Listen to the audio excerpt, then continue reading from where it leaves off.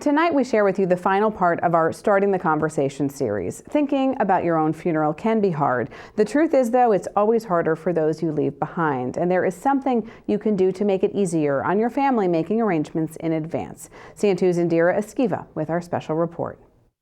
Primarily, you have to accept the fact that you're going to die.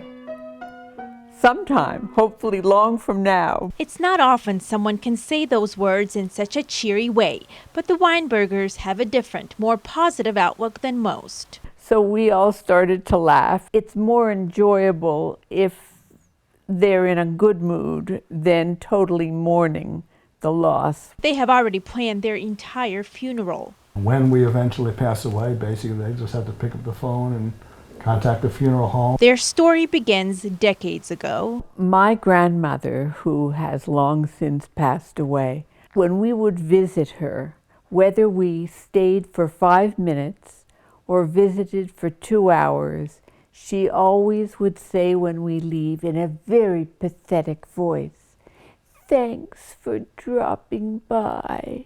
Well, I told this story to our daughter and son-in-law, and we began joking about it when we would be leaving or arriving, or they would be. We would say pathetically, "Thanks for dropping by." Even the youngest members of the family caught on to the inside joke. Our grandson Ethan was born, and he didn't take the tongue-in-cheek or the sarcasm. He took it literally, and he would say in a cheery voice, "Thanks for dropping by." It became such a hit in their household, Roy and Wendy created a business selling merchandise with the catchy phrase on it, with all of the profits going to the Crohn's and Colitis Foundation, a cause they are passionate about. And so we had our tombstone prearranged. And just guess what their tombstone will say.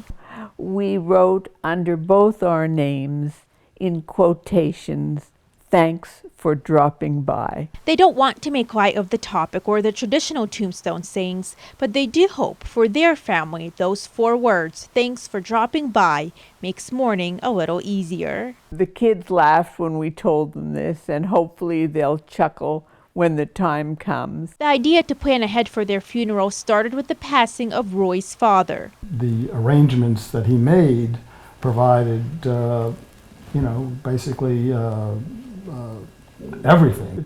It relieved all the pressure from the family. And then the passing of Wendy's father, who had made no prior funeral arrangements. When my father passed away is when we realized what a wonderful gift Roy's father, Leo, had given us by making life so simple for us when he passed away. And we vowed that we would do the same thing. Greg Arnold with the Bass Cawthon Funeral Home says just 20% of people pre-plan their funeral. There's about 116 different questions that funeral directors are going to ask when planning a service. So that's a lot of information to gather on the spur of the moment. Even if you don't have the money to pay for it right then, you can still come in and choose what you want. When families pre-plan, the families come in, and really the only thing they really need to do is pick out the day and the time that they're going to have the service. All of it, so when you pass on, life is easier for those you leave behind, which is exactly why the Weinbergers did it. The goal here is to make life simpler for those surviving, and to not feel they have to guess at what we might want. And even though they've already planned for their funeral, these two are still living life to the fullest. Just be grateful for the time that we have and go with it. And if you recognize someone in that story, good reason. Wendy and Roy are Laurabree's parents. Again, they've planned it all, organized details with a funeral home, chosen their cemetery plot, and of course, the headstone and what it will say. This year, they'll be married for 49 years. Laurabree, I certainly enjoyed getting to know them. And they joke they've been married long enough to be on their 3rd bottle of Tabasco sauce.